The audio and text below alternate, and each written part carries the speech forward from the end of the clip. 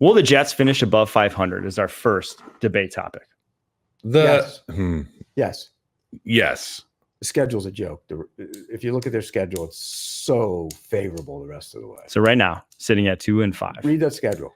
They have Patriots at New England, home at the Texans, at Arizona, home for the Colts, home for the Seahawks, at Miami, at Jacksonville, home for the Rams, at Buffalo, home for the Dolphins.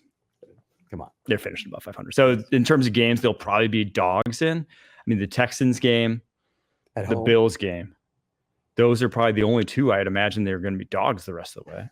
And the Texans might be. And yeah, Flat. it's not as if the Texans without Nico Collins at the end of the month are going to be anything. So this is a Jets convo. We got Kyle Shanahan on the screen. I was a little bit confused there for a second, but yeah, I mean, the Jets will get better and better. They have to. It's. I mean, you've infused this roster with a little bit of talent. You've given yourself a chance. Garrett Wilson drop away from winning that last game, in my opinion, and you can right the ship if you're the Jets. You're not going to win the division, but you still have a chance to be in the dance, as John Fox used to say. You get me to the dance, who knows what happens. So for this Jets team, do not give up on your team. You got Aaron Rodgers, you got Devontae Adams, you got Breece Hall, you got weapons. Go out there and win some ball games. Everybody's alive for the last wild card spot in the AFC. Yeah, that's true. REL. Except for the Colts. They're still alive. They'd be in right now. They would have it. They're going to have a rough go at it here. I agree. All right, who is the next big name to be traded into which team will he be traded to? Ooh. I'll start with mine. I think DeAndre Hopkins goes. I think Titans could deal him. Do his cement shoes go with him too? Yeah, I think he goes to the Steelers. I think that's where he plays like he's in concrete. Oh, he's a Steeler. I love DeAndre Hopkins. He's been a great player. Yeah, but he can't run at all. No, I know. Watch that Tennessee offense. I said before last week, I was like, there's no hidden routes that are open that Will Epps ain't finding it, right? There's not a secret key to unlock this offense. So these receivers are slow as balls. Chiefs went and got Marquez Valdez-Scantling a few years ago. Do you see a spot for like a Mike Williams on this Chiefs roster where it's like, we don't need a true number one, but we need another option at the second level Mike of our Williams offense? Is DeAndre Hopkins. That's 3 inches taller at this point. Well, you just need all you need is a body out there. He runs a little bit. If I were the Chiefs, you know what I would do? If Jacksonville loses this week, I'd call him Christian Kirk. Ooh. Christian Kirk has a year. Could be a yard sale down there. But it's worth it. Yeah, it's worth it. It's worth it. And I'm sure they could find a few guys on that Chiefs roster to restructure. I mean, that's what they do. There's another guy I would call on a team looking for a left tackle. Cam Robinson. Because Walker Little was really good last week, and he's a better left tackle, I think, than Cam Robinson right now. So I would inquire about that. But if that's what I would do. If I were the Chiefs, I would inquire if the Jaguars lose to the Packers this week. Homer, they will. I would go call on Christian Kirk. Christian Kirk in that offense would give them another nice little dimension in the midfield. Yeah. All right. How long do the Chiefs stay undefeated? I'll read off their schedule here going forward. At the Raiders, win. Home against the Bucks, win. Home against the Broncos, win. At Buffalo, tough. That's the one. That's the one. Okay. It's the only one in the whole schedule. It's the only one on the whole schedule where they're going to lose the game. Keep going. The rest of that schedule. And then at the Panthers versus the Raiders versus the Chargers, at the Browns versus the Texans, at the Steelers, at the Broncos. Versus Texans could be tough. Bills in Kansas City. Yeah. They're not losing it. If they beat the Bills, they are going undefeated if they want to. That's unbelievable.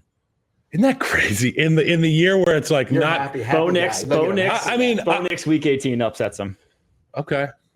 He's going to be in rare form by then. He's going to be fighting for a playoff. They might rest guys. Because they'll be the Broncos might be fighting for a playoff spot. If you're undefeated going into that last week and you're playing your division rival and they're playing to get to the postseason, would you rest guys or would you go for the undefeated? Oh man, that's tough. Because you also right now you get that's a damn good question. Well, because here's why. They're going to have the number one seed. So that means if you rest guys that you don't play from week 17 and that's a long. That's 2-3 weeks. I don't love the 2-week bye. No, for guys. I think that's too much. So I think you play them. You play them as the top seed. You play because you're going to get that break regardless. If Buffalo doesn't get them, they're going undefeated. But then does it become a Patriots? And then you guys will sit here every week and say, "Oh, this team's better than them. This team's better than them." To the Bucks in 2 weeks. They're going to lose to the Bucks as they're constructed right now with those receivers in Kansas City. Not with the Kansas City defense. No way. They could. No way. They're not Baker. losing. Look, They're not losing unless they lose at Buffalo. it's Devin McCourty on Football Night in America, right? Devin McCourty and Maria Taylor and those guys. Every single week on Sunday night, I hear Devin McCourty talking about they're going to lose. They're not cut out for this, and they find a way, like an amoeba, to just adjust. It's like water, it finds its way, and that's the Chiefs' football team. And it's the defense, it's the offense, it's when they need it most. It's Mahomes making a play, tiptoeing down the sideline for 40 yards. They are Houdini. They find a way to get it done. And I know I went out here and said that they're too high at the number one spot in the power rankings, but at the end of the day, it doesn't matter who you are right now. At the end of the season, who's going to show up in these playoffs? Nobody's more experienced in the playoffs than the Chiefs. If they do get there undefeated, it's going to be wild to watch this team. Do you think the Bills get him? Yeah, I don't think they go undefeated. I think they just drop one along the way. That's going to be a defensive just because it's the NFL. And they're I would pick against them going undefeated, but if they beat Buffalo, they're looking like they will go undefeated. I don't think they do. I'm not picking it. All right, who's going to win the NFC North? That's the next topic. The Detroit Lions will win the NFC North. Okay. I think they're the best team in it. Unfortunately for me as a Bears fan, we're the fourth team in that division. It's the best division in football. I think that obviously you can see that Detroit can beat the Vikings. It remains to be seen what Jordan Love's going to do in the division. But at the end of the day, if I had to put money on one of these teams, it's the Detroit Lions and Ben Johnson. They play in 2 weeks in Lambeau. And the perfect quarterback, Jared Goff. I'm sticking with my pick to begin the season. I'm sticking with the Packers. And Your pick looks smarter every week. I think Hutchinson not being there is enormous for that team. Just enormous. And if they don't go out and get, Zadarius Smith, if you make a deal for Zadarius Smith, that ain't fixing it. No. That ain't fixing it. And I think especially against the Packers because elevates your Love when he has time. Love with time is just like they have too many weapons. I think I'm with you. I think the Packers end up winning the division. I just think this defense right now for the Green Bay Packers is the best defense they've had. That's wishful thinking on your part. I think the defense they've had is the best defense since 2014 in Green Bay. I agree. Probably. It's just 2014. You know what it is? Was that Clay? It's a really good mix of young and old. Mm-hmm. That's what the Packers defense is right now, and you need that. That kid, that Clay, safety from Oregon, is playing. Evan Awesome. Williams is playing really good football. As a safety from Oregon, he's good. He can run. They have a nice mix of young and old because you got some young guys on that defensive line. You have some old guys on that defensive line. I think it's a good mix. That was the Taylor Swift concert. A good mix of young and old.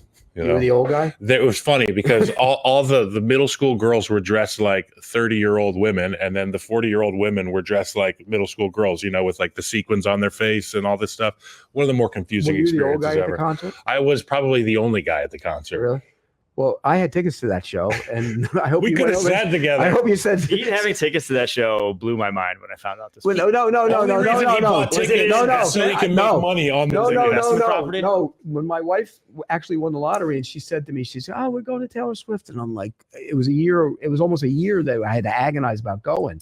And finally, she was wised up, and she said, "Okay, we can sell them then," and I didn't have to go. I wanted no part of that. We made the decision as parents. My wife and I went, Kate, and we made the decision that our daughters will not wear makeup until they're out of high school because we saw a bunch of elementary kids. I don't mind full, her songs when they come on. I'll listen to it. It's not that I have any disdain for her music. I just hate going to a venue where it's so hard to get in and out of. And I like to have a few when I go to a concert, and I don't want to drive and get out of there. Watching Taylor Swift in person was like watching Lamar Jackson play football. It was like, what can't this gal do? 5 hours. Too. 5 hours. 5 touchdowns for Lamar Jackson. She performed for 5 hours? Yes. Well, it's about $2,000 an hour.